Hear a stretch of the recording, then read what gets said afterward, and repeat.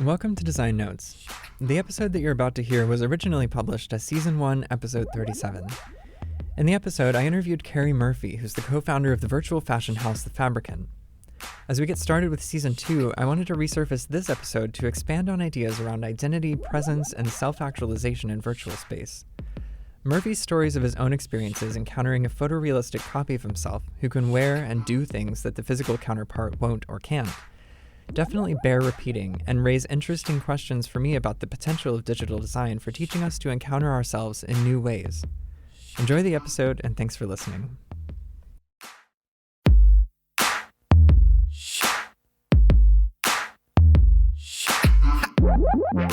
Design Notes is a show from Google Design about creative work and what it teaches us. I'm your host, Liam Spradlin. Each episode, I talk with people from unique creative fields to discover what inspires and unites us in our practice. In this episode, I spoke with Kerry Murphy, founder of the Fabricant, a digital fashion house producing couture that only exists in virtual space. We want to make clothing for our lives, our identities, and the question then is, what is that experience or what is that tool that enables everybody to live in the virtual realm? In the interview, Kerry describes a future in which everyone lives with a virtual twin, and why creating your own virtual embodiment is a self-actualizing experience. I was kind of able to start breaking those stereotypical barriers that I had set for myself throughout my life just by being able to observe myself from a third-person perspective in the 3D space. We also explore what it's like to design materials that can't exist in physical space, and the impact virtual couture will eventually have on the world. Let's get started. Kerry, welcome to Design Notes. Yeah, thank you so much. Thanks for having me. To start out, how I always do, I'm interested in what your journey has been like to your current work and how that journey has influenced the kinds of things that you're working on. So my background is in film and visual effects, and I worked in advertising for over a decade. And I felt that advertising industry is a little bit soulless and doesn't necessarily have a purpose in most of the work that we do. And I think I was always searching for purpose in my work. And basically, I just happened to make one animation test with clothing, and it was a complete miserable fail.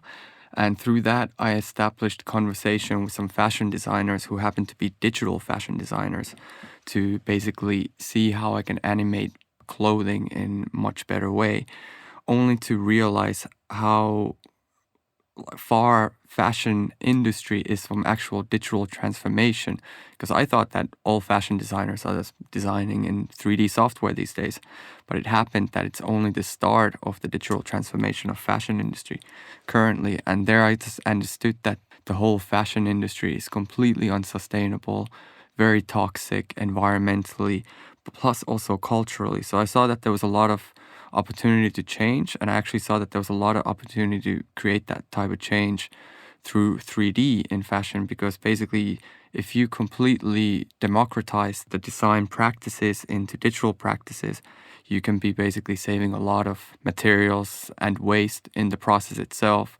So meeting up with my current co-founder, Amber, who's, let's say, a true visionary when it comes down to creating that digital change in the fashion industry, it gave me a new opportunity to basically start a 3D animation company focusing completely on fashion. So I think that's basically the short story of how I came about going from visual effects to becoming a fashion design company. So you talked about using 3D and digital to reduce waste in the process of creating fashion, but I also want to get into what digital couture is. Well, I mean, if you look up the word couture, it only means sewing. Then there's, of course, haute couture, which is like this high-end luxury fashion, which is only like, I think 30 companies in the world can call themselves haute couture companies. So digital couture is basically the exact same as couture on its own, but we're doing digital sewing. So we don't use any material samples in the design process whatsoever. Our whole design process is in 3D software, hence digital couture. And how is that work eventually consumed? Well, I mean, the user case changes quite a lot with it because it's digital clothing. So essentially, it's not something that you wear on your physical body, and it's not something that keeps you warm.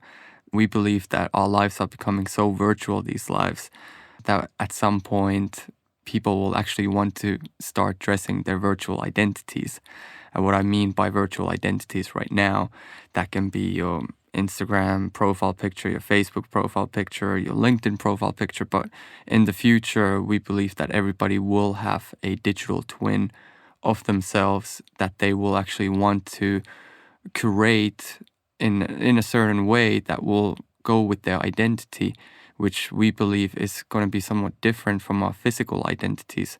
The way we identify ourselves in our physical world, of course, is much more limited than in our virtual world. The way we speak on social media is different the way that we speak in our physical lives. And we believe that digital clothing is just going to be a big tool and a vessel to create our digital identities and to communicate to our peers, our different communities, our friends, our family, you name it. The distinction between our physical embodiments and the virtual identities that we have is really interesting, especially thinking about how that idea is already manifesting, where we're using the physical aspects of our embodiment to create that digital twin that you mentioned. And I think right now, from what I understand, when someone buys a piece of digital couture, they still need help putting it on because it's still being put onto some representation of their physical embodiment.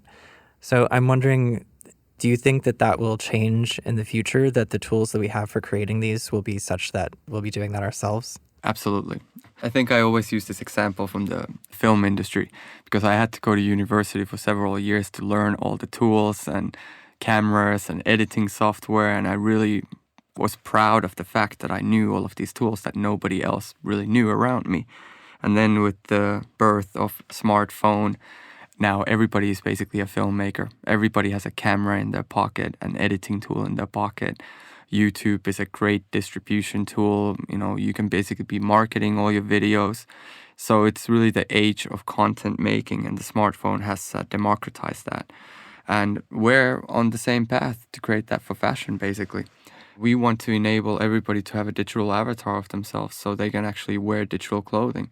We want to make clothing for our lives, our identities. And the question then is, what is that experience, or what is that tool that enables everybody to live in the virtual realm and allows everybody to be a content maker?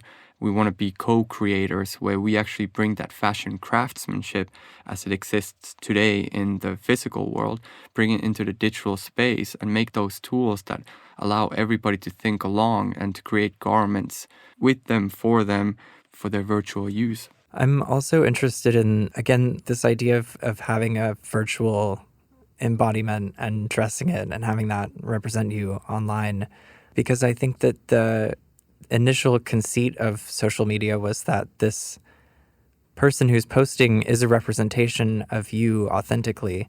So when that is maybe less the case, or it's more accepted that these embodiments have capabilities that we don't in the physical world, how does that act of creating your virtual self end up interacting with your real self?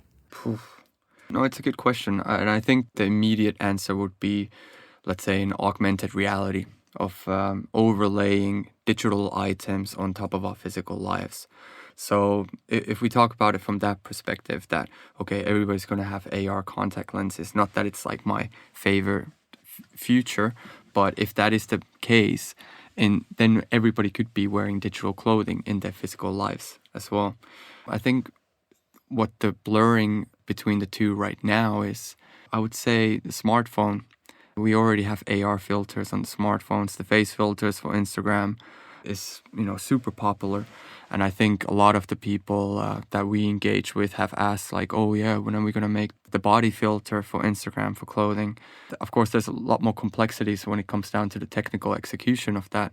But we're starting to see it already. I think one of our partners, Carlings, who also did a digital fashion campaign last year that was immensely popular, they just released a Instagram filter to go together with their physical t-shirt.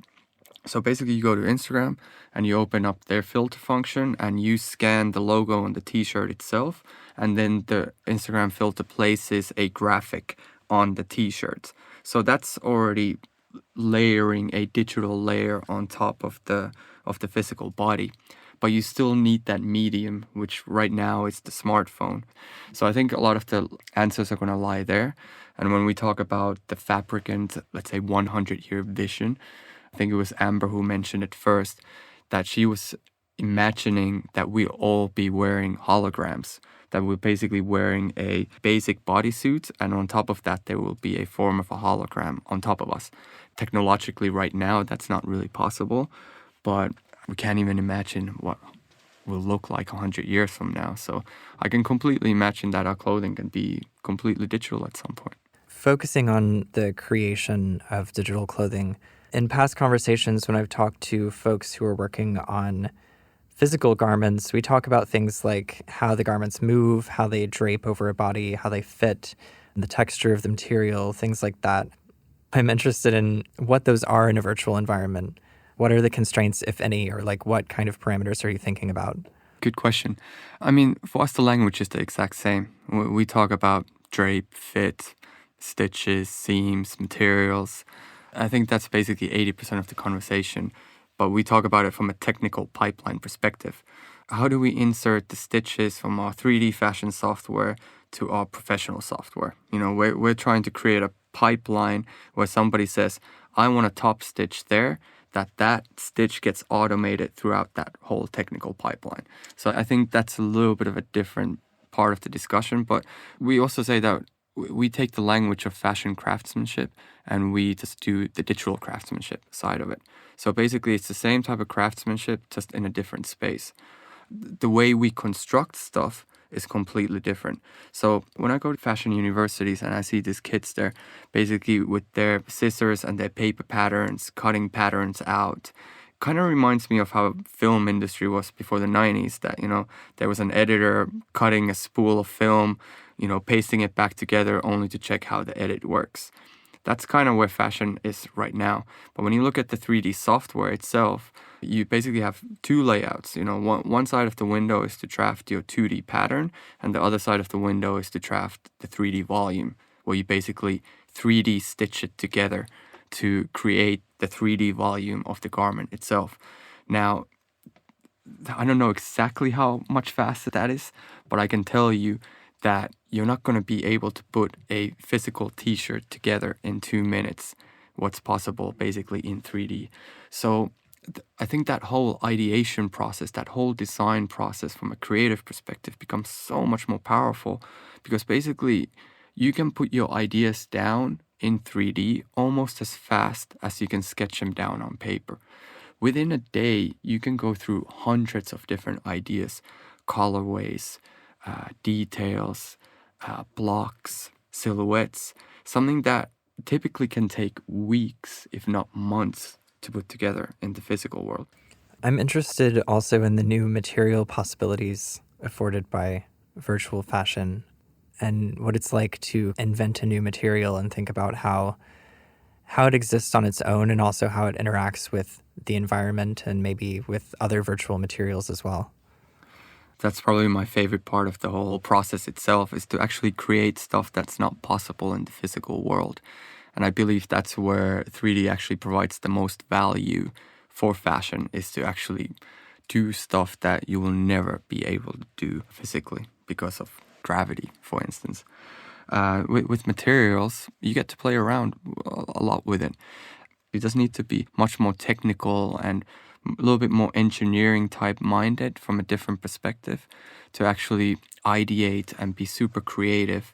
And I guess in 3D, the rule is, as long as it looks good, it's good. Or at least you need to be able to get some type of emotional engagement out of it. You know, it can be super ugly, it can be super beautiful, as long as you're creating something that resonates and that has visual appeal in one way or another.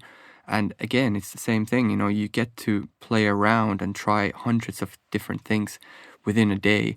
Unlike fashion, where if you're going to talk about material innovation, you know, it can be months, if not years, before you're, you know, coming out with something that's visually appealing to actually put on the clothing itself. I also want to talk about how people are responding to these products right now, both as they see things like digital installations that are showing off new garments, or when they actually see themselves or a representation of themselves wearing these garments? It is still very niche that not many people have a virtual representation of themselves, yet alone a photorealistic representation of themselves in 3D. So not many people have gone through that process of actually getting an avatar of themselves and putting digital clothing on themselves. But this is something that I already did in 2017 as a proof of concept for myself to see how that process goes from a technical perspective, only to find out that there was a real, let's say, psychological aspect to it as well. First of all, having to do the body scanning half naked and knowing that I was going to put those results out into the web was kind of scary, and yeah, kind of hit my own insecurities in a lot of different ways. But then the learning that came through it was actually a lot about body positivity. I started seeing myself in a 360 view, and I started understanding how my body works. And then when a digital fashion designer was tailoring digital clothing on my body, and she put clothing onto my body that I wouldn't wear necessarily in my physical life, my first reaction was like, nah, I would never wear that. But my second reaction was like, but hey, what if? How would I feel? So all of a sudden I started becoming much more open to things that I was not necessarily open for before. And I was kind of able to start breaking those, let's say, stereotypical barriers that I had set for myself throughout my life, just by being able to observe myself from a third person perspective in the 3D space, doing dance moves that I can't do in my real life, wearing clothing that I would never ever actually want to wear in my real life, to actually start thinking of like, hey, what if? So I actually started taking dance lessons to, try different things out, to express myself differently from a creative perspective. And I can just basically, matrix style, almost just upload different dance moves on my body and really just look at myself doing crazy stuff that I can't do in my physical life in third person perspective. There is something like super strong from a psychological perspective that's very hard to put into words. It's just something that people will need to experience for themselves. And I believe that in the future, we're definitely moving towards that space where a lot of other people will start seeing themselves in third person perspective through these avatars.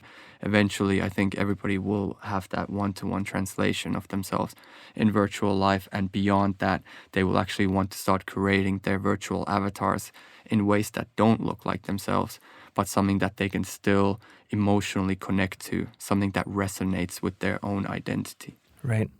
As you were saying that, I was thinking a lot about a book by Tom Belsdorff, who did an ethnography of Second Life. And I think earlier when I asked about the interaction between our virtual avatars of ourselves and our physical presence, I was thinking a lot about how other people will experience that. But it strikes me that, as Belsdorff says in his book, a lot of the things about the act of creation in Second Life and about the act of creation of your avatar specifically is about self-actualization. And maybe this is the same thing. The outcomes that you're getting from it are not so much about how they impact your physical embodiment with regard to other people, but how you are able to perceive yourself and understand yourself. It's so powerful to be able to basically just put yourself into a safe space and observe yourself from a distance to kind of see what is it that you do. It's almost just another layer to when you first hear your own voice, or when you first see yourself on video, or when you first see a picture of yourself. This is just like another elevated format of that. There was an interesting idea that I came across when I was researching Fabricant's work, and that was that data can be used as a raw material for creativity or creative work. What's meant by that? Well, just like cotton is a raw material, that's where it starts. For us, data is our raw material because all of our work happens on the PC. So we could just call that all of our work starts with ones and zeros. And it also ends up in ones and zeros, but in just a different format. And it goes through that whole process from going from raw ones and zeros to processed ones and zeros. I don't know exactly how to word it, but in the end, there is a visual output that in its essence is still ones and zeros. So assuming that virtual couture and its new capabilities, which are personalization, collaboration, all of the sorts of things about this new virtual embodiment that we've talked about, and also including the possible future where we're wearing holograms and bodysuits that generate some sort of visual output for clothing.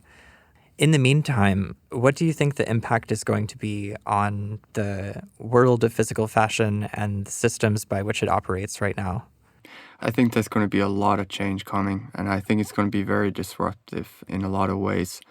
I think we're going to move more towards local manufacturing, because basically we won't need that overstock anymore. We won't need to produce in high quantity because we're moving towards a production on demand business model where actually all the clothing can be 3D renders until the purchasing point. So once the consumer actually buys the clothing via e-commerce or online store, then that gets manufactured. But I also believe that that whole manufacturing process is going towards automation, where robots will be making our garments. So that disruption, I think, will be, let's say, fairly destructive for a lot of countries. And I hope that there will be companies and organizations who can make that transition as friendly as possible for the people that actually rely on that income on a daily basis, because most of our garments are still, handmade. It's still manual labor. And I think that's kind of one of the biggest things that some people in our network are asking us, what are we doing about that aspect? And honestly, I don't really know. We're barely surviving as a company to begin with. So that will definitely have to be something that, from an ethical perspective, we really need to take a stance on and to be aware of the type of change that can come through virtualization, and hope that we can really help support that transformation when it comes down to the places that are very much relying on that physical production at the moment. Right. Well, thank you again for joining me, Kerry. Cool. Thank you so much for having me.